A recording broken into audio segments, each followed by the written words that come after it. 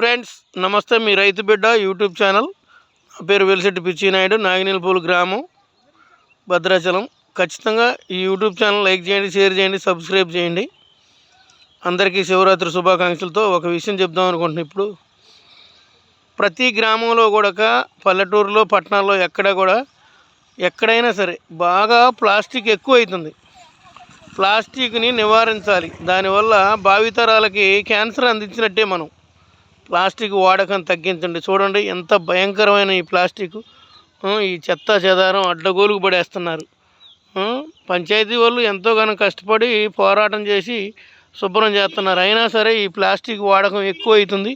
దాన్ని విచ్చలవిడిగా వాడుతున్నారు. ఆ ప్లాస్టిక్ కవర్లు అయితేనే అయితేనే ఈ చూడండి ఈ చెత్త ఘోరమైన ఈ ప్లాస్టిక్ వల్ల రాబోయే రోజుల్లో జీవి మనుగడ కష్టమైద్ది. అలాగే ఒక ప్రాణం నిలబడటం కూడా చాలా కష్టమైద్ది. గాలి పీల్చుకోవడం కూడా కష్టమైద్ది. మొత్తం కలుషితం అయిపోతుంది. క్యాన్సర్ ఎక్కువ వచ్చేటట్టుంది. చెప్తూనే ఉందిగా ప్రభుత్వం. ప్రతి ప్రభుత్వం కూడా చెప్తుంది వాడకం తగ్గించండి అని చెప్తూనే ఉంది. చూడండి అది చూడండి అక్కడ ఎంత ఉందో తెల్లగా, ఎంత ఘోరం. చూడండి అదిగో మొత్తం ప్లాస్టిక్. అక్కడ కూడా కనపడుతుందా ఎంత చెత్త. ప్రతి దానికి ప్లేట్లో పెట్టుకునే టిఫిన్ కానించి తినే దగ్గర నుంచి మొత్తం కూడా కవర్లు. ప్రతి ఉల్లిపాయ దేనికైనా కవర్. ఎంతోముందు చేతి సంచి పట్టకపోయేవాళ్ళు, ఏదో బస్తా సంచి పట్టకపోయేవాళ్ళు.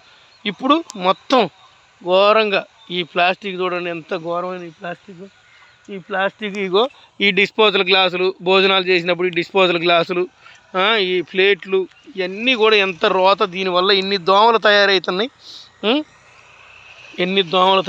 ఎంత చెత్త వేస్తున్నారంటే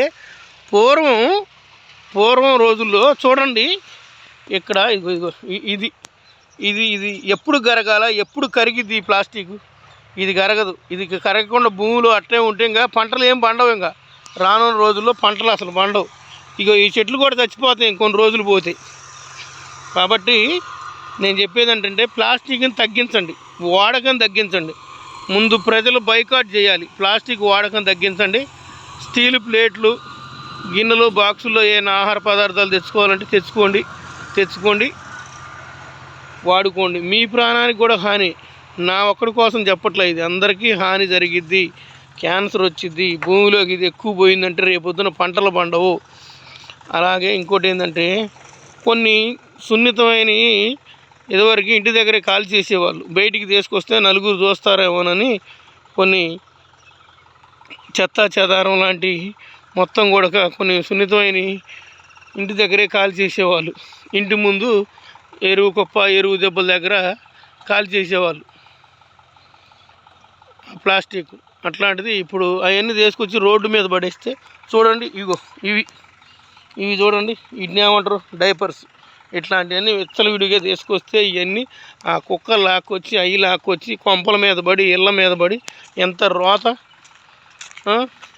అన్నీ దూరంగా కాలబెట్టాలి. ఇది చూడండి రోడ్డు మీద ఇక ఆఖరికి పత్తి దూది లెక్క అవుతుంది. కాబట్టి ఖచ్చితంగా ప్లాస్టిక్ని అరికట్టాలి. అలాగే కొన్ని వస్తువులు దెబ్బల దగ్గర ఇంటి దగ్గరే మంచిగా మంట పెట్టి తగలబెట్టాలి. ప్లాస్టిక్ని అందరూ నివారించండి. ఖచ్చితంగా లైక్ చేయండి, షేర్ చేయండి, సబ్స్క్రైబ్ చేయండి. రైతు బిడ్డ యూట్యూబ్ ఛానల్. జై శ్రీరామ్.